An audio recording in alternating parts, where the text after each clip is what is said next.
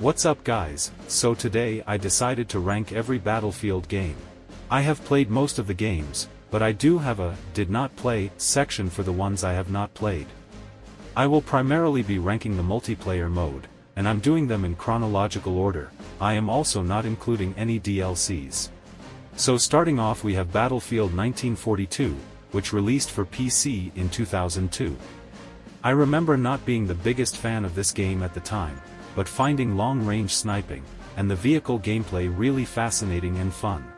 This game paved the way for many more Battlefield titles to come, but from a gameplay perspective it unfortunately gets put in C tier, mostly because of personal preference, but I am also not the biggest fan of the World War II setting. Next up we have Battlefield Vietnam, which was a Vietnam sequel to 1942.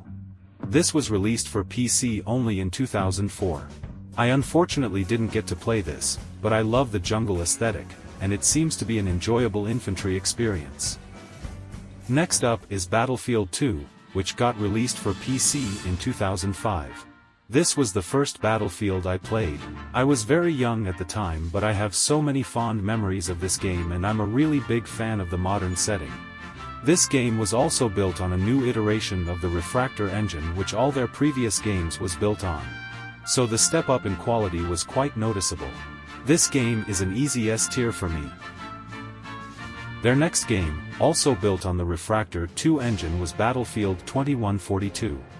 Released in 2006 for PC only. I unfortunately haven't played this game either. But it looks like a fun futuristic take on Battlefield 2. Looks like it would have been really sick with Titan game modes, futuristic weapons, and vehicles. Up next is Battlefield, Bad Company, which got released in 2008 for PlayStation 3 and Xbox 360. This was their first game built on the Frostbite engine. I remember having this on the PlayStation 3, playing through the story and really enjoying it but not being the biggest fan of the multiplayer, since there was no ADS and no prone, which made movement feel pretty restrictive. This game gets put in B tier. In 2009 they decided to release a free-to-play hero shooter for PC called Battlefield Heroes. This does not look like anything I would enjoy and luckily I have not tried it. Next up is the game that really got me into the franchise. Battlefield Bad Company 2. This game released in 2010 for PC, consoles and surprisingly enough, Android and iOS. It had a really fun story which was really entertaining and didn't take itself too seriously. The multiplayer was the real reason I played this game though. I remember this being the first Battlefield game I got really hooked to. I remember learning about team play in this game as well as using the destructive environment to my advantage. This game gets put in S tier. Their next game, Battlefield 3, was the first game to be released on the second iteration of the Frostbite engine. It released in 2011 for console and PC. I remember watching the trailer for this game and being blown away. The graphics were a huge step up from previous games. The destruction, setting and level of detail made this their most successful Battlefield game to date with over 5 million copies being sold in the first week. I have many fond memories playing Nosehard Canals all night long, but at the time Battlefield on console was restricted to 16v16 and it wasn't until their next game I got a taste of large-scale battles. This game still deserves to be put in a tier.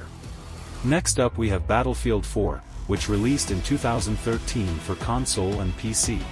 This trailer almost had the same effect as the BF3 trailer, with me being blown away by the graphics and destruction. They would showcase something new called Levolutions as well. Levolution was a new thing they would push in BF4 where set events would take place during matches that could alter large sections of the map. This was also the first time I played 32v32 and I learned a lot more about team and vehicle gameplay.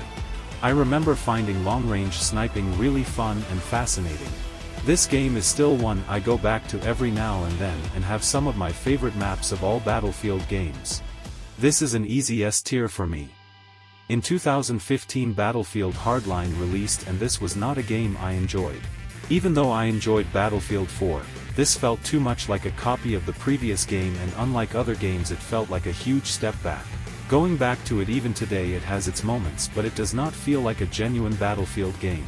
Something I did enjoy was the unlock system, with most things costing money, which you would get simply by getting score, giving players an incentive to get more score. This game gets put in C tier. Next up, in 2016, they released Battlefield 1. A World War I themed game for both console and PC. Before the release, much like other Battlefield games, the community was taken away by the trailer, and it quickly became the most liked trailer on YouTube with over 2 million likes. The destruction was sick, the graphics were breathtaking, and the atmosphere was unlike any other first-person shooter. Although there were a lot of things I didn't prefer. Like the weapon customization, the cheesy artillery trucks and the mortars, I am a big fan of the simplicity of the game. They also introduced something called behemoths, which were a huge vehicle given to the losing team, which I wasn't the biggest fan of, although it would create some awesome moments like this. It felt really unfair and not so fun being on the receiving end. This game still deserves S tier. They followed up BF1 with a World War II themed shooter in 2018. For some reason, this game was called Battlefield 5. And was released for both console and PC. I enjoy the bright maps, and the movement feels like the freest I've ever felt in any shooter game. However, this does feel like a polar opposite from Battlefield 1 with its bright and colorful atmosphere. The initial reveal trailer set a bad taste in my mouth from day one. It seemed like they did not know what kind of game they wanted to make. Apart from that, it's a really enjoyable game which still holds up really good today. This game gets put in A tier. Lastly, we have Battlefield 2042, released in 2021 for both console and PC. I don't think I've ever been so excited for a Battlefield game as I was for this. The initial reveal trailer was the sickest trailer ever, and they were going back to the near future setting, which I enjoy. No way they can mess this up, right? Well, this game was a huge disaster when it released, with the game being full of bugs and the maps being incomplete. They had also scrapped the class system for a hero-based style shooter. The game is decent today, but they have remade every launch map, brought back the class system, and it just feels like they have been playing catch-up ever since launch. It feels like the incomplete state the game was in have taken more development time for DICE to fix instead of focusing on post-launch content. This game gets put in B tier. So that was all, folks. That's my tier list. Note that this is only my personal opinion, but I would love to hear yours. What would you change on this tier list? Let me know in the comments section down below. Leave a like if you enjoyed, and I'll see you next time. Peace.